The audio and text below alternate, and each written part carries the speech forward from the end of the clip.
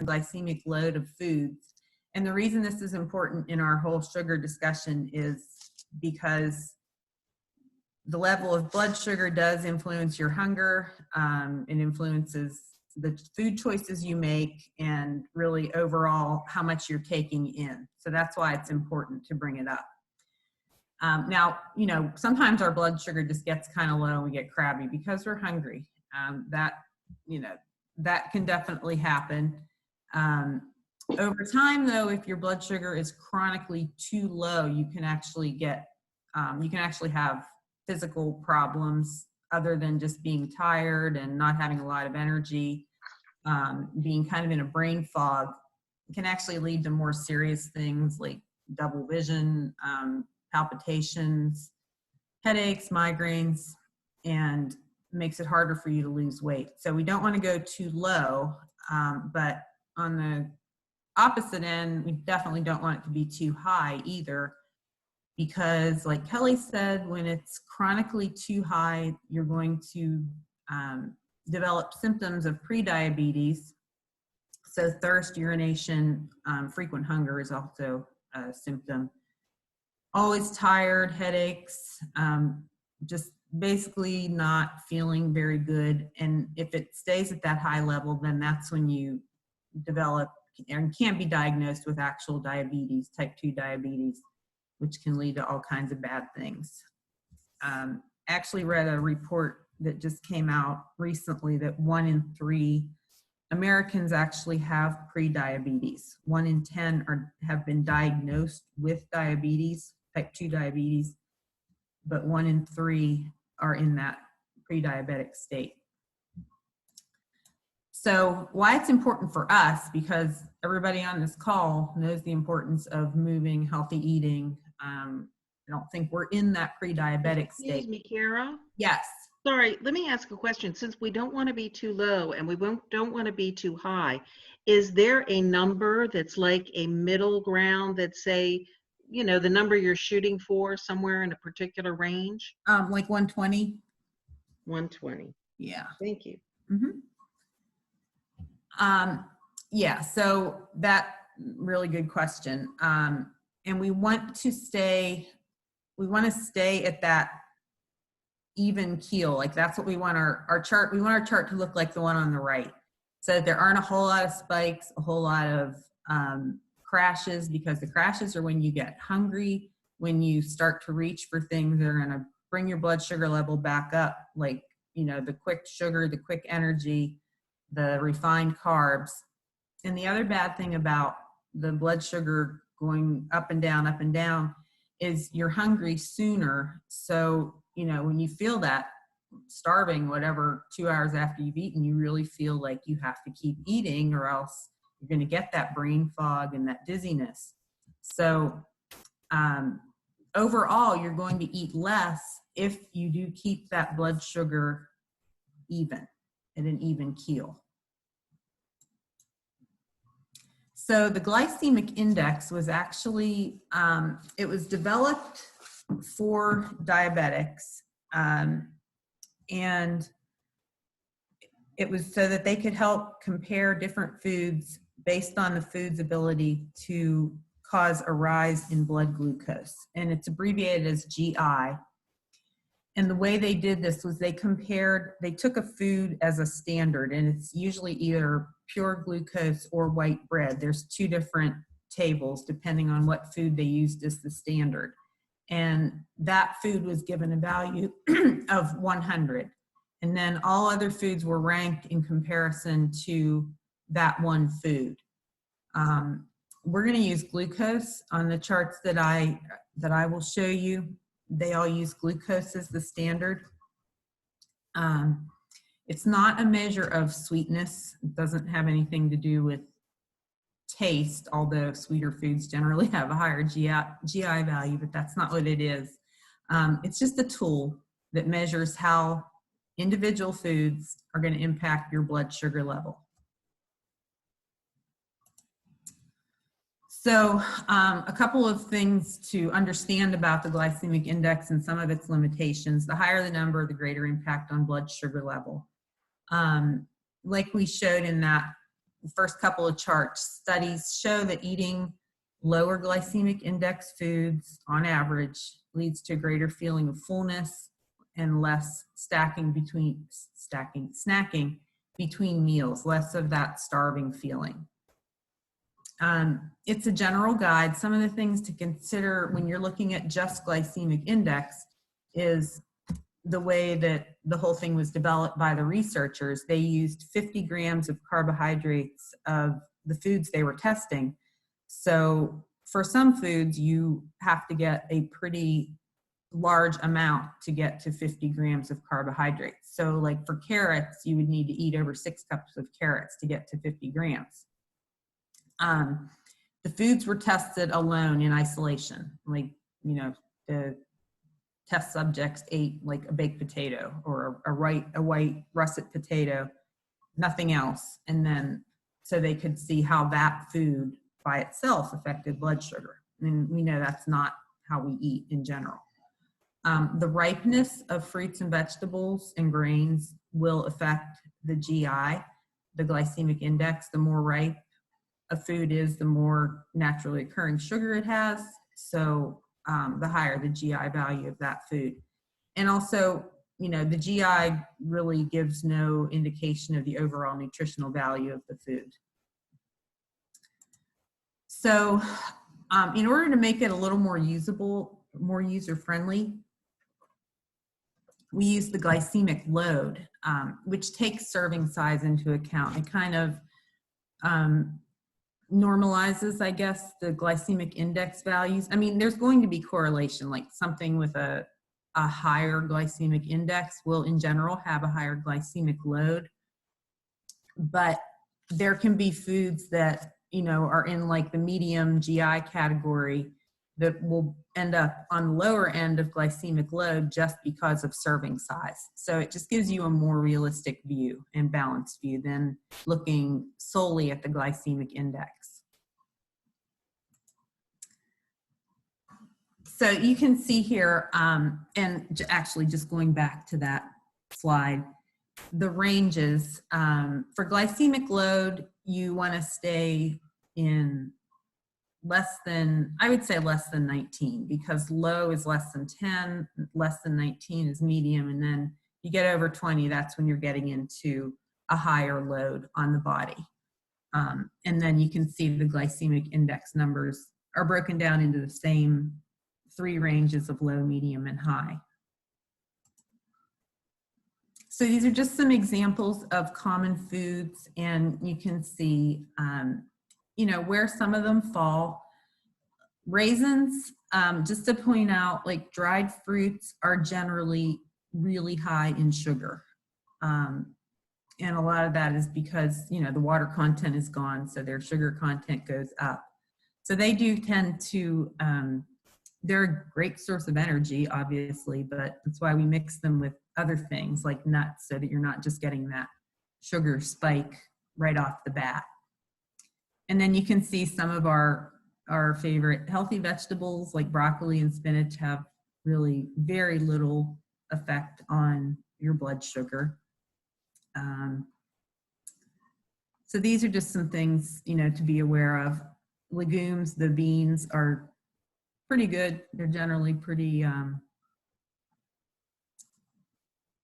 low, but some of them are, you know, get up into that higher range.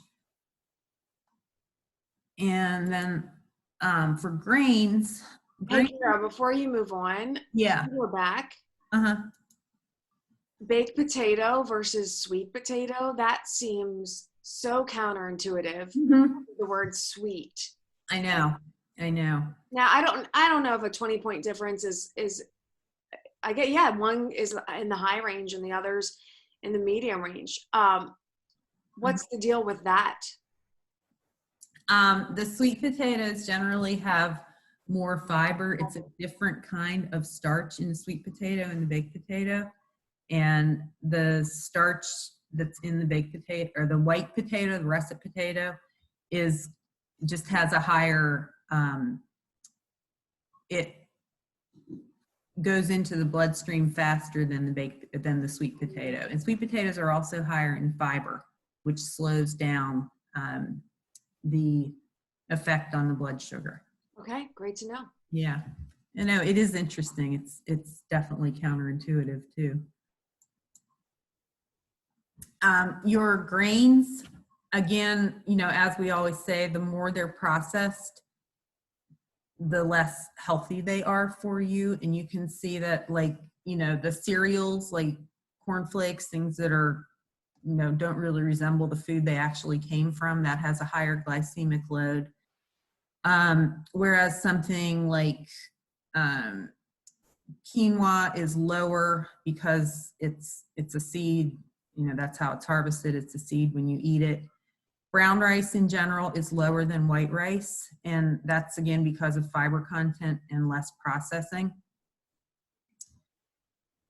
And then beverages are going to be higher based on serving size. Like, I think the 8 ounces is a little bit misleading. Like, I think most cans of soda are 16 ounces. I'm not sure, but I think they are.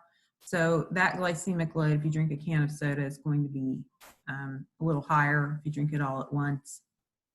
Kara? Yes. Okay, so I'm having a heart attack looking here at French bread, okay, which we eat all the time.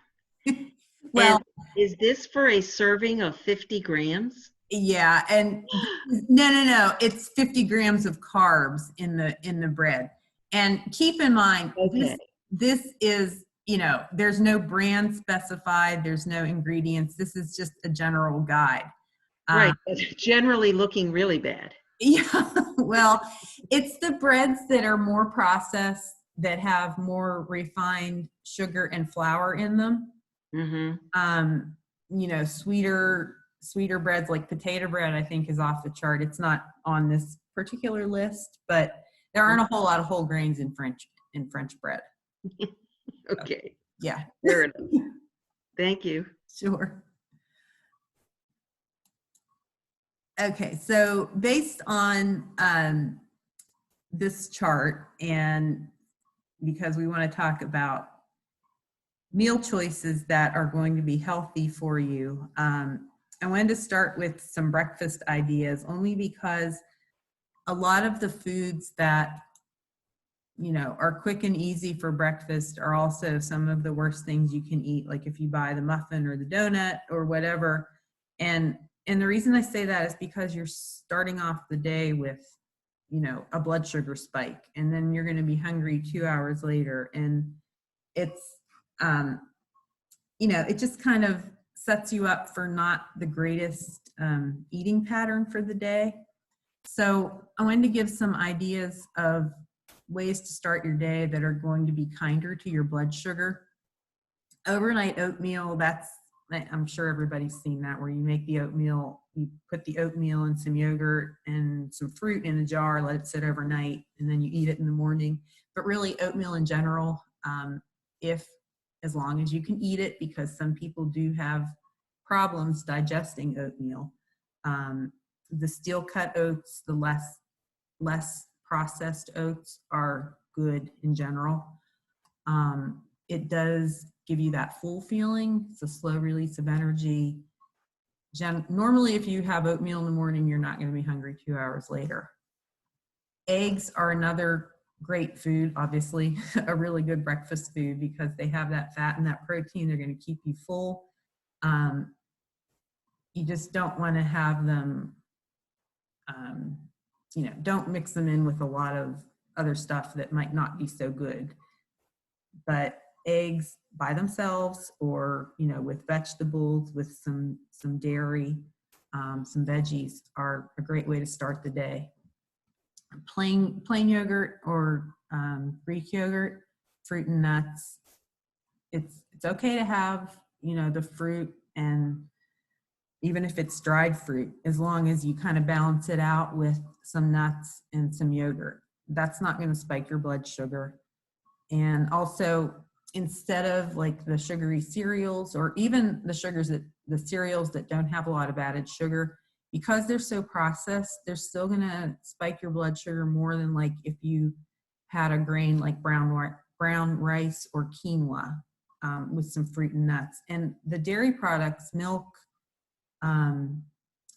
and the non-dairy milks, those are good choices for even blood sugar, as long as they're not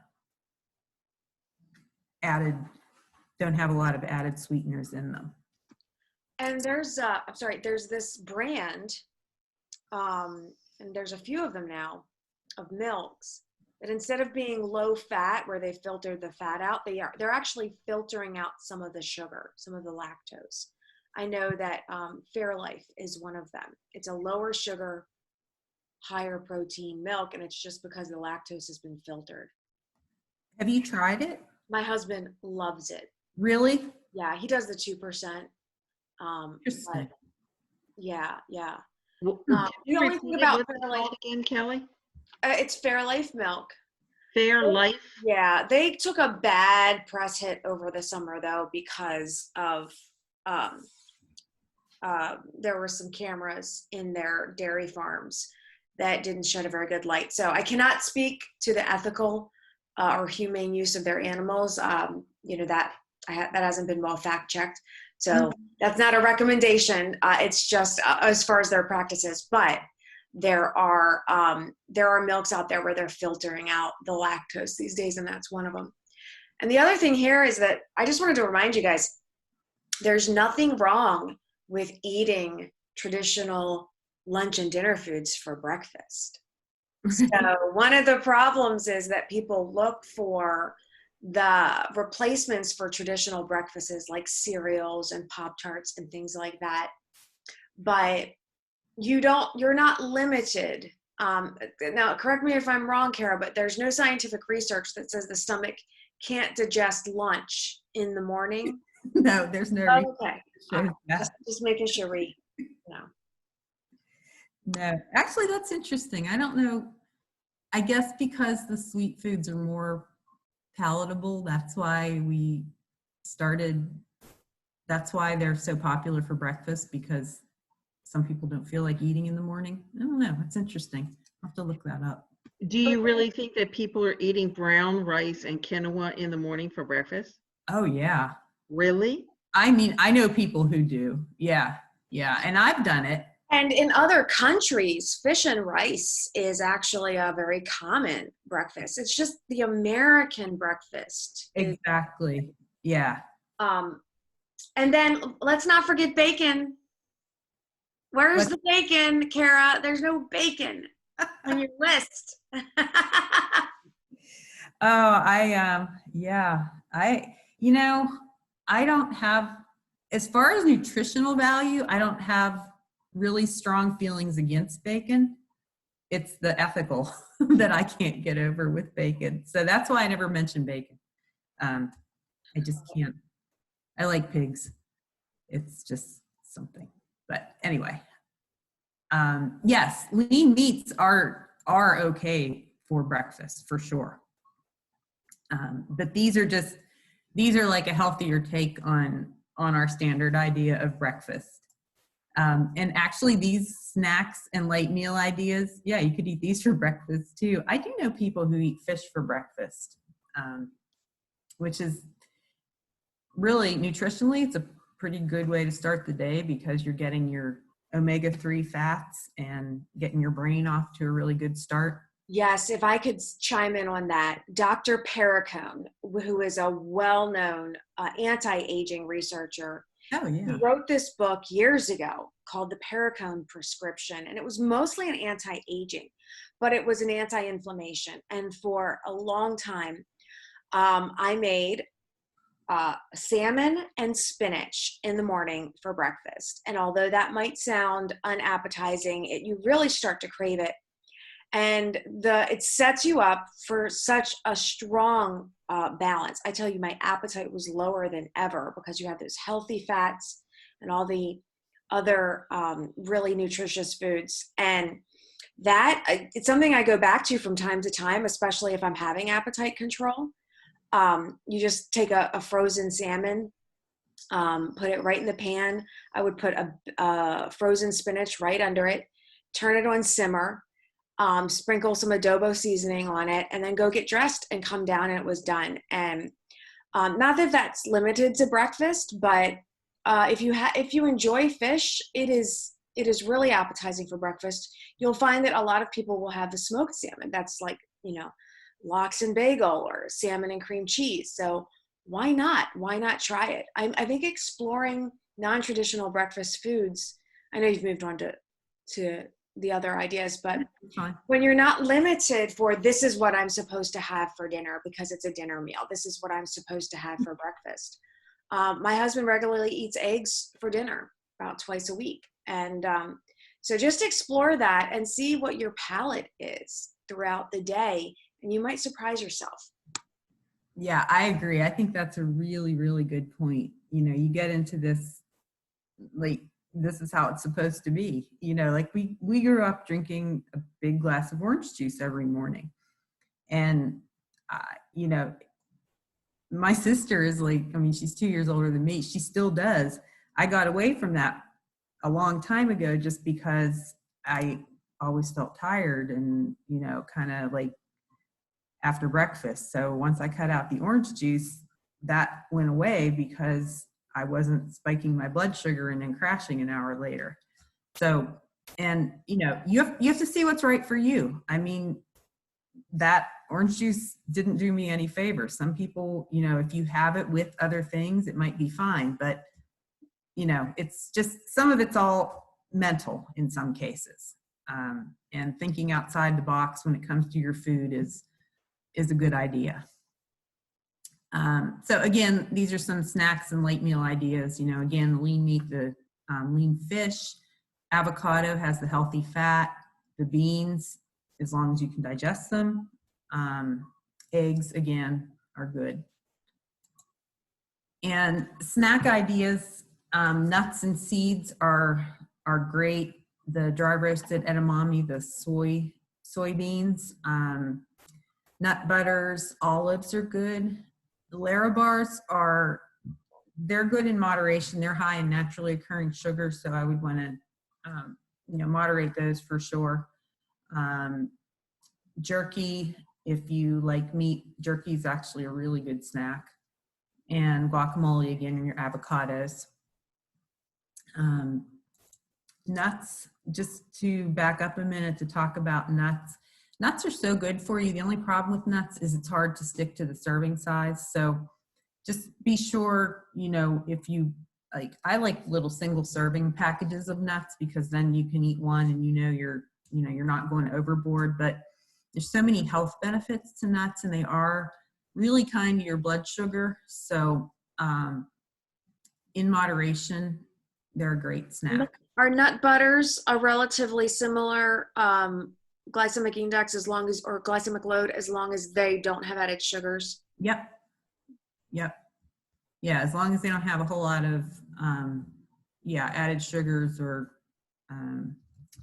the artificial sweeteners too. Sometimes they have, even though artificial sweeteners really don't have an effect on your blood sugar, I don't know why they put them in nut butters because they don't really need to be sweetened. So celery and peanut butter, nice good old fashioned snack. Yeah, or apple and peanut butter. Okay. Even a banana. Bananas are high glycemic index, but if you have them with peanut butter, it helps balance things out. Yeah. Yep. It's like my favorite.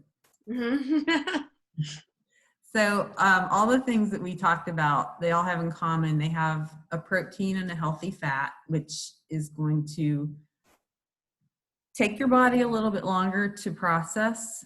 You're going to have a slower release of energy and not feel hungry right off the bat, like 2 hours after you're done eating. Low in refined sugar, fairly low in naturally occurring sugars, even though we don't really need to worry about those. The foods that are higher in naturally occurring sugar, like bananas, do tend to raise your blood sugar more. So that's why you want to combine them with, with something lower. Low in refined carbs.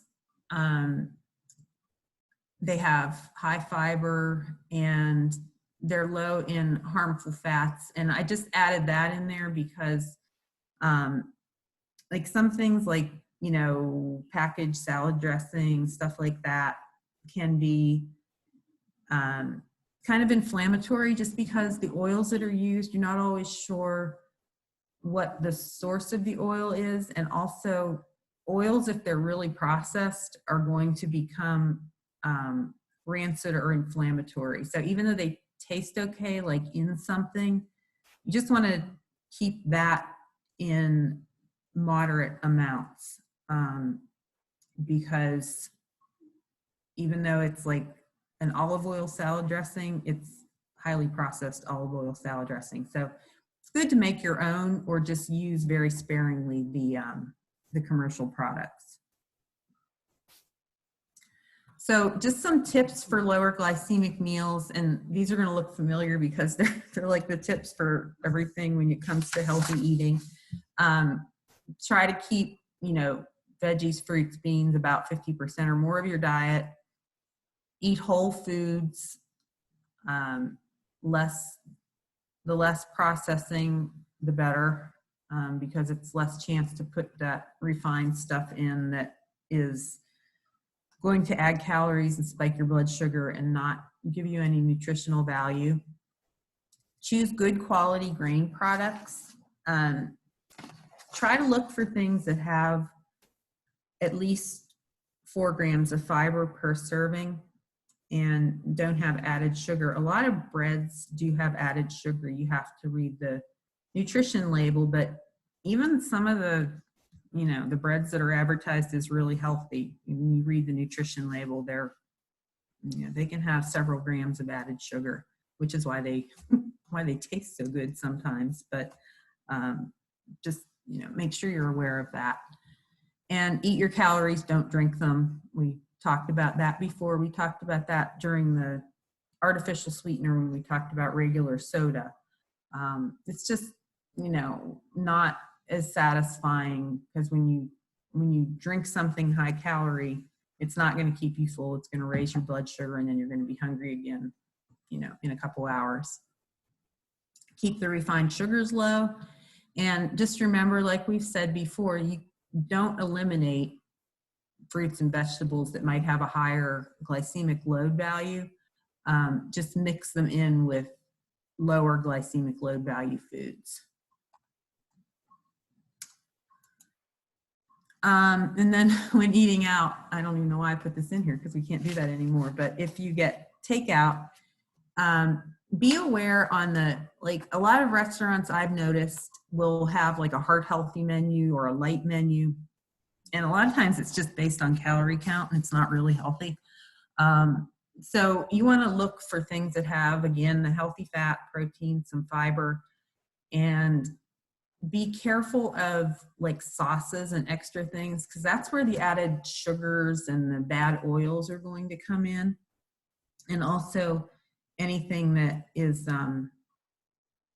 labeled as diet can have the artificial sweeteners that you might want to stay away from if you have a bad reaction to them. So most places, and I know a lot of us are doing a lot of takeout these days, a lot of restaurants, the chain restaurants, like Chipotle and Panera, those kinds of places, I think they're still open. They have their nutritional information on their website, and you can look at it critically. Don't automatically think that what they have marked as healthy is going to be healthy.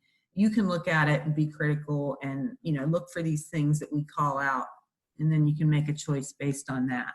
Can I add something here? This is a really important slide, eating out. And you mentioned Chipotle.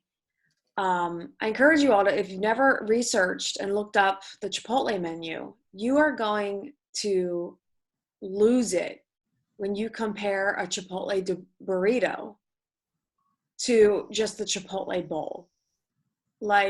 It's so astronomically high in fat and calories and carbs. You're going to be like, how does a tortilla do that?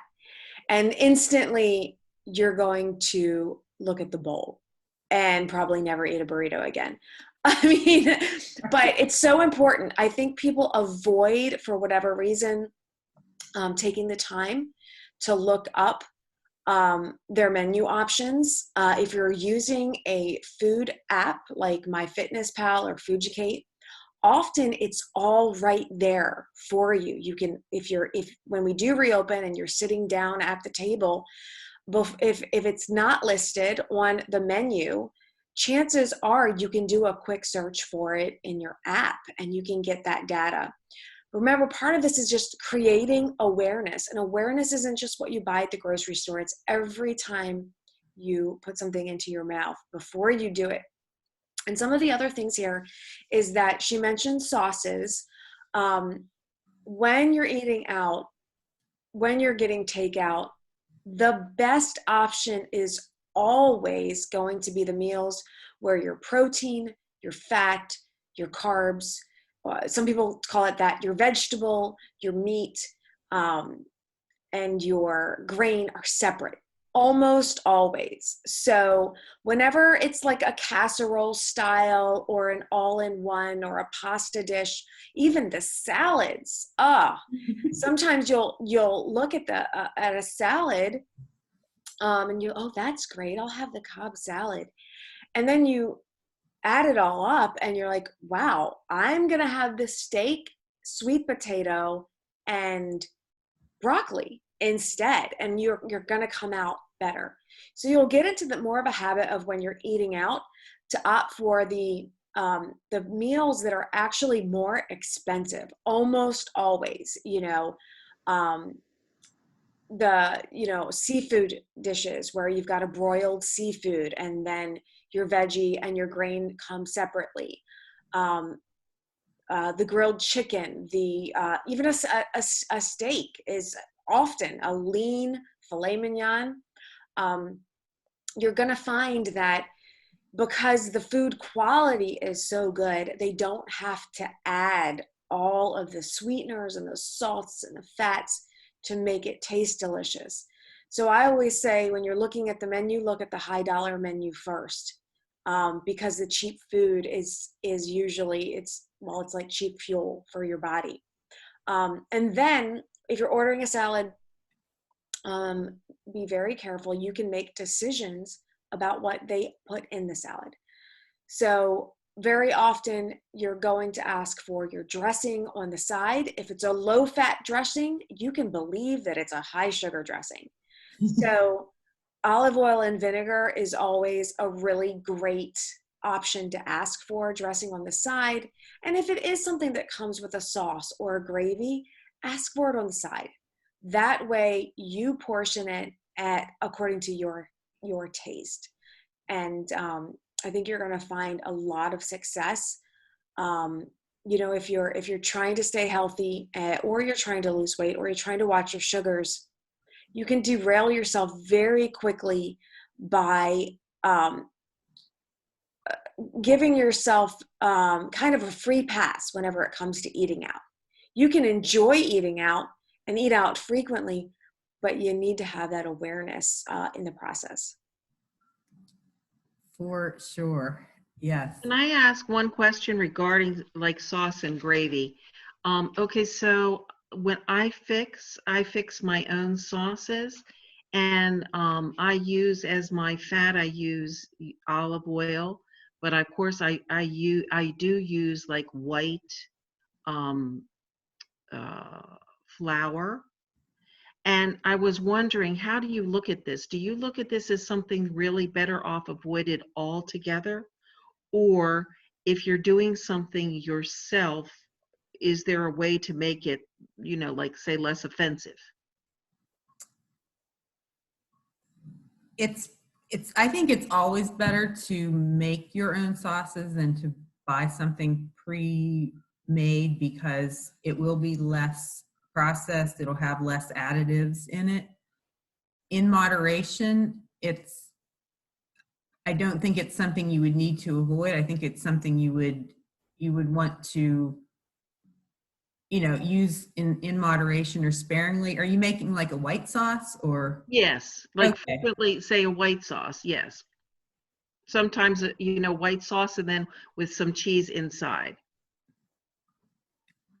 I think sparingly, it's okay. You also might want to look at other, maybe just try other options like a marinara sauce or a salsa or something like that, that's a little bit, that has, you know, more vegetables as opposed to, you know, like the refined carbs.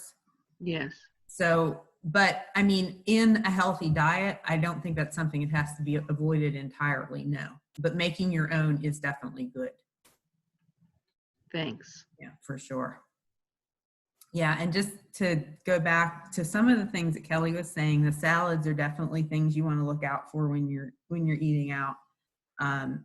Especially, it just seems like anything that's like, you know, like a Mandarin salad or I can't think of the word right now, but I know there's this one restaurant that has a California salad, and so it'll be like a sesame dressing, but it's so sweet that, you know, I don't even want to know what the calorie count is on some of those things. But yeah, getting your dressing on the side and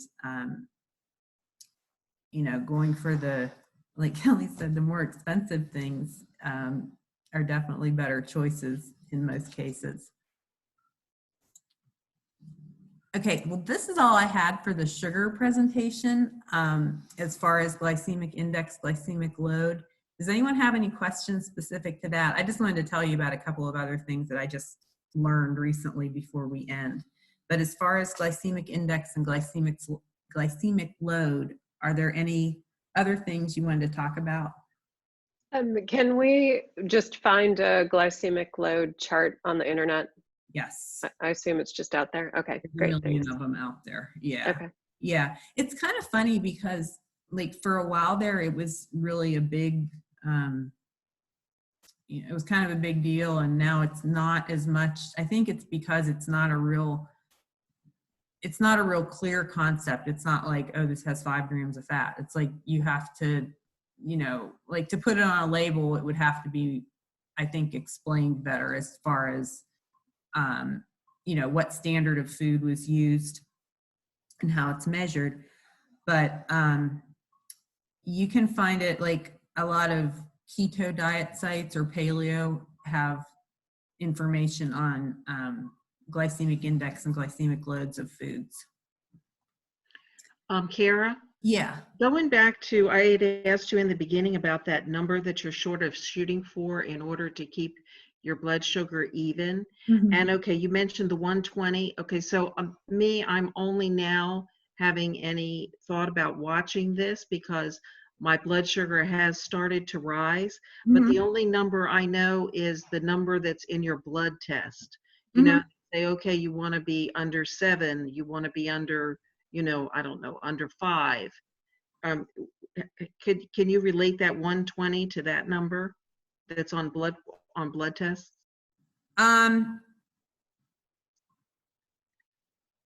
That is that My glucose? your glucose. Okay, so I think between like 3, 4, and 5.5, I think would be normal. Okay. I think you can go up as high as 7, but Yeah, it seems like 7 is like the top of what's normal. yeah, From what I yeah, understand. yeah, Okay, thank you. sure. And there's also a difference between, you know, fasting and non-fasting. That's the other thing.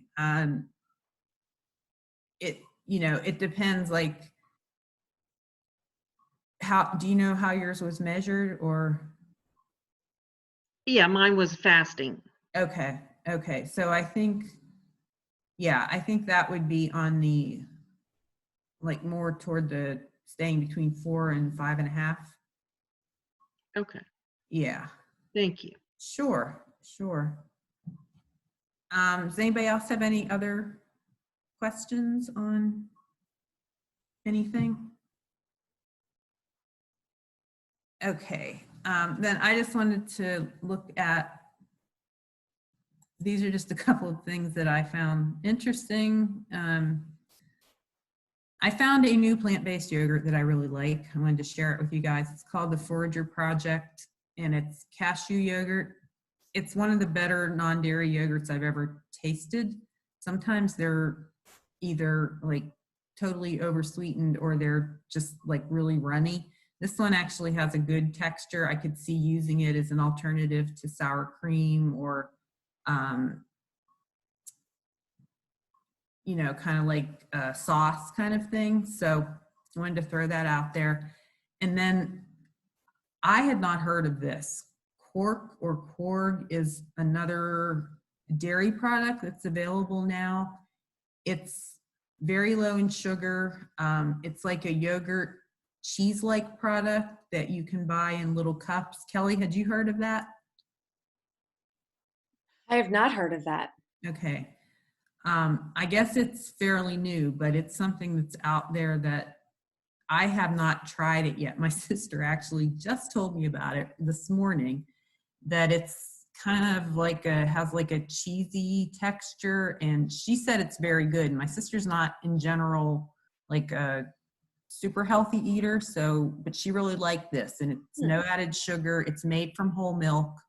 So I'll find out more about it because I literally just learned about it, but you might want to Google it, and you know, it would be something good to eat to keep your blood sugar down because it doesn't have the added doesn't have any added sugar, and it sounds like it's pretty minimally processed. So just a little tidbit. And then this last one, I signed up for health articles in my email from Harvard School of Medicine. That's the website. You can go and you can just tell them what topics you're interested in, and they'll email you. It's a short article.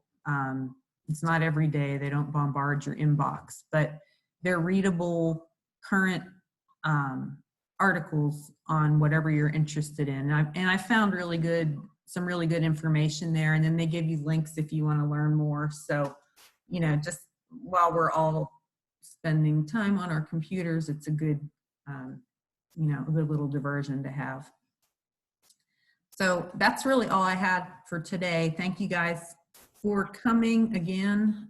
We have another session next week, and next week we're probably just going to go over some odds and ends, just other things that maybe we want to talk about a little bit more, and then just have, you know, Q&A about strategies for going forward. Okay, great. I wanted to thank you, first of all. These lessons have been really wonderful, Kara, and I can't express my appreciation enough for you supporting us with your expertise in this. I don't think you realize how much we're getting out of this because it's so intrinsic to you. I think that sometimes you really need to hear this. This information is so powerful. And it's been so helpful for me and many others. Great. Yeah, thanks, Kara. I feel the same way. Oh, good. I'm so glad everybody's enjoying it and coming. I really enjoy talking about food. So well, Very, very helpful. I really enjoy eating food. So I think we have that in common. I love that. Eating it, right. All right. Well, just a few reminders on staying with it. Last week, we talked a bit about strategies and where you are on your path. And I'd like to encourage you to keep that up. We have all kind of been well, for Forever Strong, it's been 7 weeks now that we've been closed. And what I've felt is kind of like a rise and fall of battling unhealthy habits and then getting back on track with healthy habits. But hopefully you've created a sense of routine for yourself by now to the extent possible. And so the reminder that I'd like to give to you is that every day is a new opportunity for you to give yourself the best possible care. And so as you're going through this information, remember, this is not a race, it's a journey. And none of us are perfect. There is no perfect eater out there. Even Kara has shared with me that sometimes she eats more than she should, believe it or not. But The mayonnaise. when you're stressed and when you're experiencing anxiety and when you're worrying, and we have family members that are sick and children for some others that are pulling us in all kinds of different directions, this is when the knowledge isn't enough to take the proper actions. So this is your reminder to set your intention for every day, making sure that you're giving yourself a good sleep hygiene at night so that you can wake up with this with the intention, today is going to be a healthy day for me. And remember, as you're planning your meals or even eating on the run, just having a moment, to look at what you're eating before it goes in your mouth and say, what is the healthiest decision for me? Not thinking black or white, this is bad, this is good. We know that those all send out this domino effect of guilt tripping ourselves, and that doesn't work. A conversation I had recently with someone who contacted me, and she said, hey, I'd like to have a diet plan because I'm overeating and I also need someone to hold me accountable.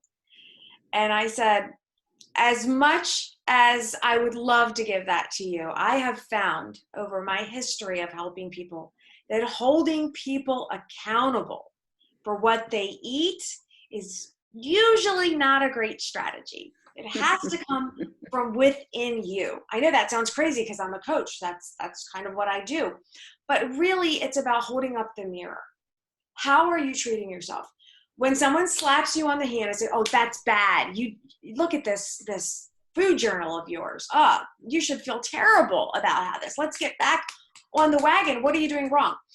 All that does is create a negative feedback loop of you feel guilty and then you try to restrict. You can only do that for so long. And then your willpower gives out and you soothe with self-destructive tendencies. So be mindful of that. Why am I eating? What am I eating? And what is the purpose? What is the feeling that I'm trying to get from this? And if you keep doing that in a way that says, I'm just taking good care of myself. And if I choose to eat this food because I just want the taste, chances are you'll be able to be moderate. Remember, this isn't eliminating sugar, but it's really about moderation. So I hope that is a good send-off for everyone. And again, I want to thank everyone for being here. We have one more in our series. Next week, what are we doing, Kara? We are doing, it's basically just going to be tying up everything we've talked about so far and talk about strategies for going forward when we return to normal life. Okay, well, great. Thank you all so much for being here, our Fit family. I'll see you in the inner circle. All right. Thank you. Thanks again. Everybody.